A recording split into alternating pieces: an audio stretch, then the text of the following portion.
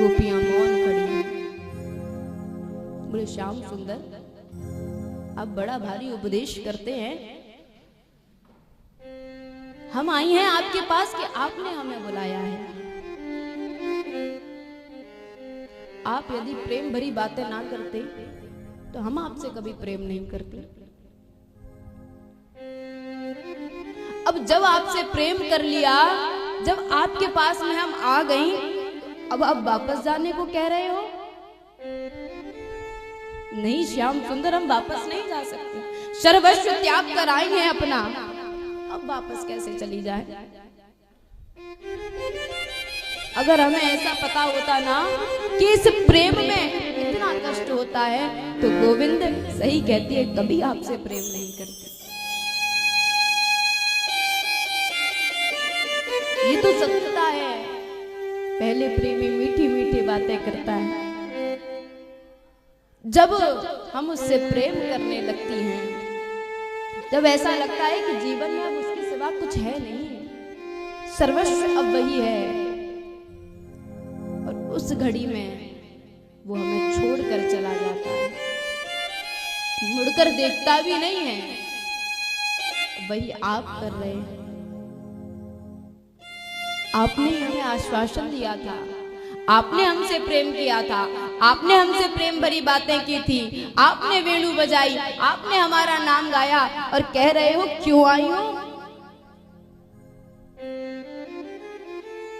आप ये जो उपदेश कर रहे हो ना, ऐसे दो चार उपदेश हमें भी आते हैं। बोले अच्छा उपदेश आते हैं, सुनाओ। गोपी बोली, एक पत्नी थी, वो अपने पति के बिना एक मिनट नहीं रहती थी। उसका पति आया, बोला कि व्यापार के काम से मुझे विदेश जाना पड़ेगा, कुछ दिन तुम अकेली रहो। बोले मैं अकेली कैसे रहूंगी? मैंने तो आपके बगैर एक मिनट जीना नहीं सीखा, इतने दिन अकेले कैसे रह सकती हूँ? बोले तो एक काम करना, मिट्टी का पुतला बनवाना मेरे स्वरूप जैसा, और जब तक मैं ना आऊं तब तक उसी की पूजा करना, उसी की सेवा करना। उस स्त्री ने वही किया। जैसे ही तो पति गया, घर का दरवाजा बंद किया और बस उस मिट्टी के पुतले की ही सेवा करती, उसकी ही पूजा करती, सारा दिन उसी में लगी रहती। समय आया, समय आने पर उसका पति लौटकर आया, सांकल खटखटाई। अब जिस समय पति लौटकर आया, वो उस समय उस मिट्टी के पुतले की पूजा कर रही थी। अब सोचने लगी, न जाने द्वार पर कौन है, मैं तो अपने पति की सेवा कर रही हूँ, पूजा कर रही हूँ, मैं दरवाजा खोलने कैसे जाऊं?